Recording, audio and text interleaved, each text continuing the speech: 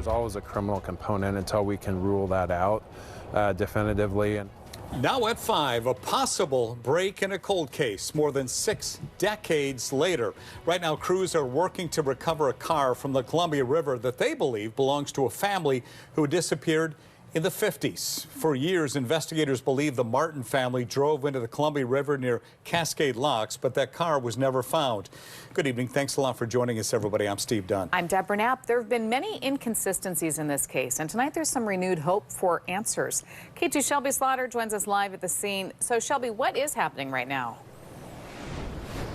Well, Deb, for starters, I just got off the phone with the sheriff's deputy, and he tells me the car is still in the water. I'm going to show you what the scene looks like right now from our vantage point. That blue crane that you see right there on your screen, that is where they are trying to get the car out.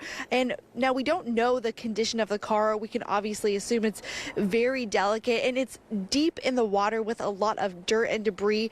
The crews tell me that they're worried that if they just pull the car upright out of the water, it could break. So what they're doing right now is trying to dig the car out before they pull it out. In 1958, a Portland family went missing without a trace. For 66 years, detectives have been in search of answers on what happened to the Martin family. But on Thursday, we are now one step closer to getting them. It's a big crane. Crews are working to recover the car, believed to have belonged to the Martin family that once carried both Kenneth and Barbara Martin and their 3 daughters, Barbara, Virginia, and Sue. Because I was like, I've solved it. Diver Archer Mayo is the reason for the big break in the case. After spending the last 7 years of his life in the Columbia River looking for the Martin car, after it was suspected that the car went over the edge while the family was out looking for Christmas greenery. And in November, he finally found it. And once I discovered this pit, this basically 20-foot deep pit right in the middle of the canal, I'm like, that's where the car is. He tells me when he first saw the car deep down in the river, he didn't think it was the car. So that night, I didn't sleep, and I dove the next morning, and I went back, and I'm like, oh my gosh, this is the car. And after the sheriff's office was able to run a partial license plate check on it, they became 99% sure it was the one. Today,